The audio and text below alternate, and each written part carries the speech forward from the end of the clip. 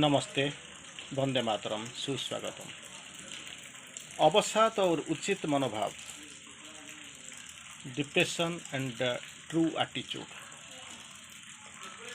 True attitude मनोभाव क्या होना चाहिए। अवसाद तो आता ही है और हम अवसन्न भी हो जाते हैं। We have taken it for granted. जैसे हमने सोच लिया और मान लिया जैसे वो आएगा और हम अवसन्न हो जाएंगे, जैसे हमारा तकदीर में वही लिखा है। लेकिन इसको कैसे सामना करना पड़ेगा। अगर एक बार अवसन्न हो गया और सर झुका लिया, इसको स्वीकार कर लिया तो गया और तो कुछ कर नहीं पाएंगे। इसको कैसे सामना करना पड़ेगा, कैसे इस पर विजय हासिल करना पड़ेगा, इसी को जानना है। What will be our attitude, इसी को जानने के लिए तो हम इधर ही तो बैठे हैं और माँ जी को पढ़ते हैं। वो क्या, माँ जी का सजेशन क्या है। माँ जी को कहते हैं क्या करो, क्या नया करो। उचित भाव का अर्थ क्या है। अपना विश्वास बनाए रखना, पहला चीज है अपना विश्वास बनाए रखना, शांत रहना। विश्वास बनाए रखो और शांत रहो, that is the true attitude. और आक्रमण के बीत जाने के लिए धीरज के साथ प्रतीक्षा करना। It will come, it will go. लहरें तो आते हैं और थोड़ी देर के बाद तो चले जाएंगे। It is not a permanent one, हर वक्त के लिए रहेंगे नहीं। तो क्या करना है, एटलीस्ट तो शांत रहो, विश्वास रखो, धीरज के साथ प्रतीक्षा तो करो, वो जरूर जाएगा। अपना विश्वास बनाए रखना। बहरहाल उचित भाव का मतलब क्या होता है। टू एटीट्यूड, उचित भाव, इसका मतलब क्या होता है। हिम्मत न हारना। एक बार हिम्मत हार लिया तो गया। हिम्मत मत हारना, श्रद्धा ना खोना, वही है रिजल्ट। एटीट्यूड, वही मनोभाव होना चाहिए। हिम्मत कभी ना हारेंगे, श्रद्धा ना खोना, अधीर ना होना, उदास ना होना। तुम जितनी अभिप्सा कर सके तो अपना शांत और स्थिर बने रहना। अभिप्सा करो, शांत रहो, स्थिर रहो, अधैर्य मत हो, विश्वास रखो, शांत रहो। जरूर वो तो आता ही रहता है। ये तो फ्लो, ये तो फ्लो तो चल रहा है। समुद्र के बीच में खड़े हो तो लहरें आएंगे, तो ये तो क्या आएंगे, लेकिन इसको सामना करने का सामर्थ्य आपके पास होने चाहिए। I must face it. क्या करना है, हिम्मत रख, न हारना। एक बार हिम्मत हार गया था और आप खड़ा भी नहीं हो सकते। हिम्मत ना हारना, श्रद्धा ना खोना, अधीर ना होना, उदास ना होना। तुम जितनी अभिप्सा कर सको उसके साथ शांत और स्थिर बने रहना। बी एस्पिरेंट, शांत बन जाओ, स्थिर बन जाओ, कुछ भी हो जाए लेकिन हिम्मत ना हारना।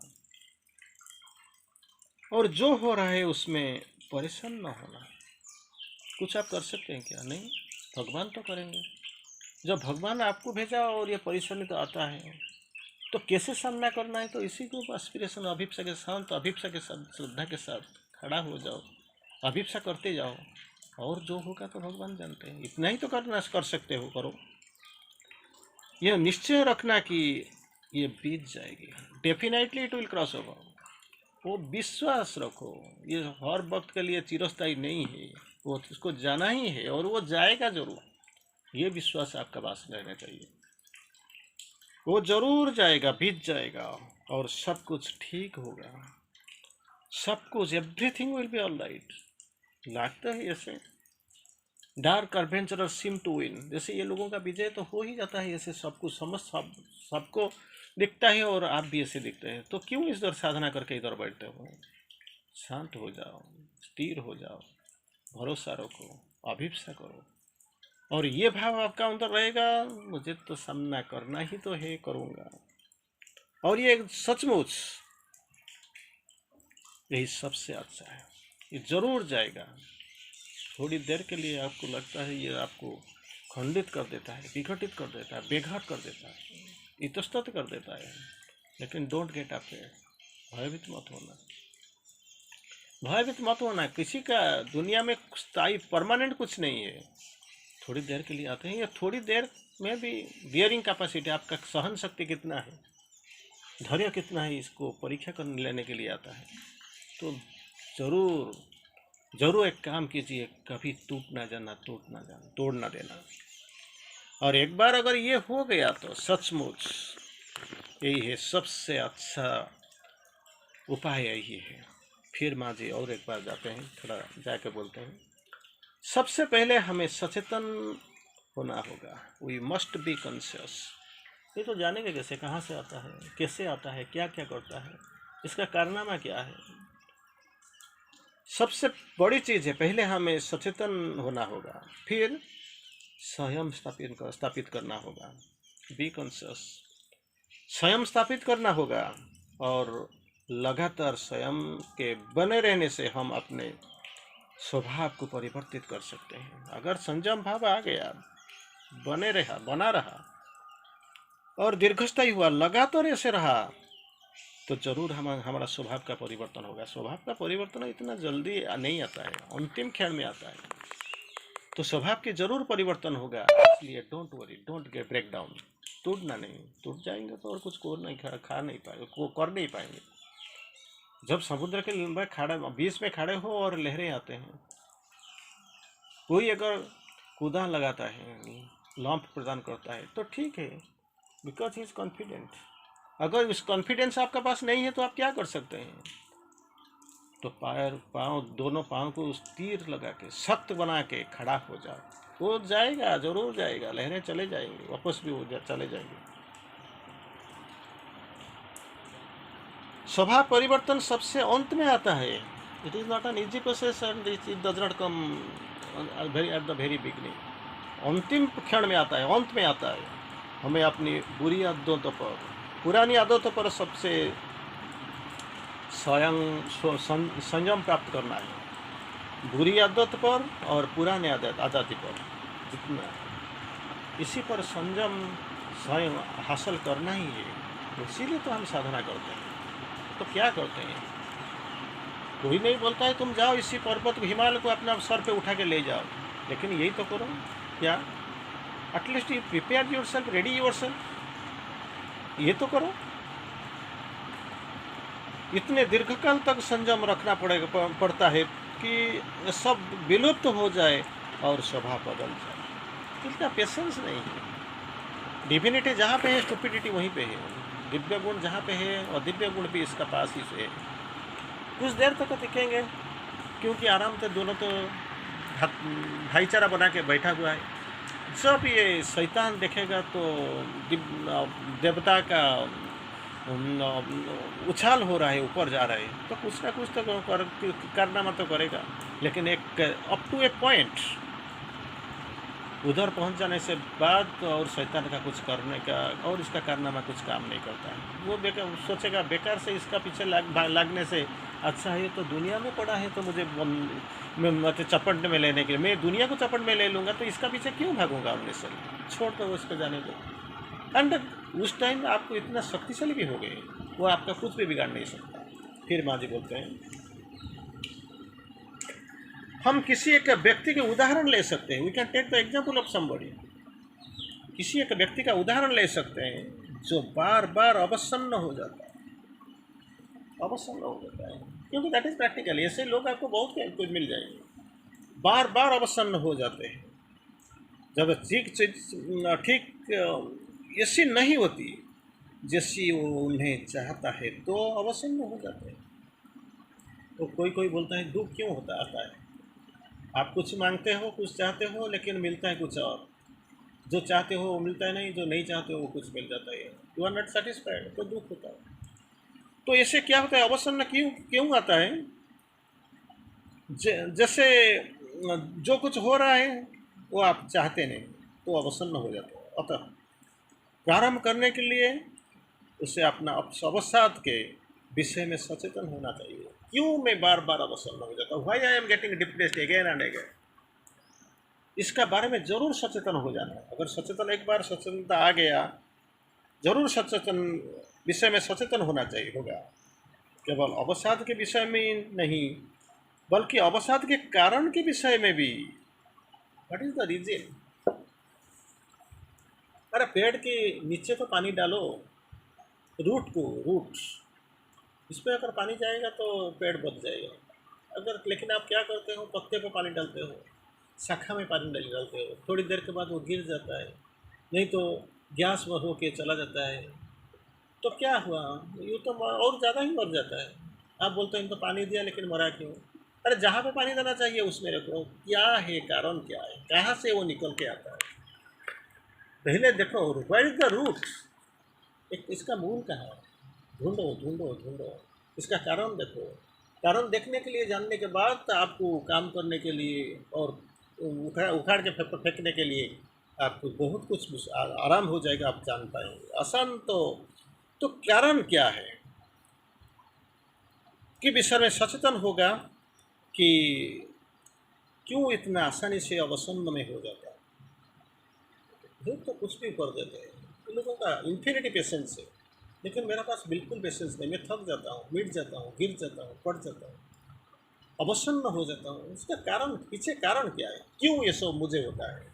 क्यों क्यों क्यों? Just try to answer, try to get the answer. उत्तर पाने के लिए तो कोशिश करो, ढूंढो कहाँ से है। उसके बाद एक बार अगर कारण मिल गया, जब तक जब एक बार वो सचेतन हो जाए कि उसे अपना अवसाद पर प्रभुत्व प्राप्त करना होगा। एक बार अगर मिल गया कारण क्या है, अगर ये कारण के बारे में आपको मिल गया, रूप मिल गया, तो कारण के बारे में प्रभुत्व प्राप्त करना होगा। और अवसाद के कारण उपस्थित हो, फिर उसे अवसन्न होना बंद कर देना चाहिए। मैं नहीं होऊंगा, ये कारण तो रीजन नहीं है। किसी के लिए वो है तो अवसन्न हो जाता है, अवसाद आ जाते हैं, और वो भी हो जाता है, वो भी हो जाता है, वो भी हो जाता है, क्योंकि ये लोगों को मालूम है नहीं। इसको अवसन्न होना शायद अच्छा लगता है, लेकिन मुझे तो ये मंजूर नहीं है। मेरा मंजिल मतलब कुछ अलग है, मेरा अलग है। मैं कुछ अलग सा करना चाहता हूँ। जो अगर मैं मुझे एक बार कारण मिल गया तो कैसे इसमें तो इसको फेंक दूंगा, कैसे इसमें उतर के आ जाऊंगा, वही कारण दूंगी। उसे अपना अवसाद पर विजय प्राप्त करनी होगी। You have to get the victory over this depression. अवसाद पर विजय हासिल करनी होगी। इससे जानने दैट इज नॉट एनफ। अगर एक बार जान लिया, लेकिन जान लिया, पहचान लिया, सब कुछ कर लिया, लेकिन विजय प्राप्त नहीं हुआ, किया, rather you are satisfying it, इसको तुष्टिकरण में लगे हो। एक अवसाद पर विजय हासिल करने से जितना आनंद मिलता है, इससे को तुष्टिकरण में इतना आनंद नहीं है। आप सोचते हो ठीक है, इसको रहने दो, कुछ दे दो, इसको कुछ जो मांगता है इसको दे दो, इसको रहने दो, उसको सेटिस्फाई, संतुष्ट कर दो, शायद मेरा काम हो जाएगा। नहीं होगा, ये इसका असंतोष तो बढ़ता जाएगा, ये आपको लूटता जाएगा और आप लूटते जाएंगे। तो कोशिश करो, अगर एक बार आपको पता चल गया तो आप you have to get the victory over that. विजय लाभ करने के लिए कोशिश करो। You have to get the victory over. तो अवसाद पर विजय प्राप्त करनी होगी, उसका आना रोक देना होगा। तो आता है तो प्रॉब्लम क्रिएट करता है ना। घर को जब आता है तो वो आपके लिए समस्या खड़ी करता है। क्यों आएगा? ना रहेगी बांस, ना बाजेगी बांसुरी, जहाँ से शुरू होता है वहाँ से हटा दो, दरवाज़ा बंद कर दो, नहीं मुझे नहीं चाहिए, you get back.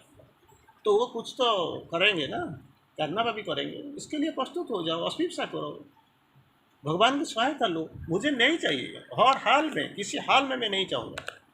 I don't want your presence, चलो निकलो, मुझे नहीं। अगर ये आता है तो डोंट पे अटेंशन, देखना नहीं, इस तरफ देखना नहीं, मुड़ के भी नहीं देखना, सपना में भी इसको मत आना, तो ऑटोमेटिकली वो चले जाएंगे। इसमें क्या है?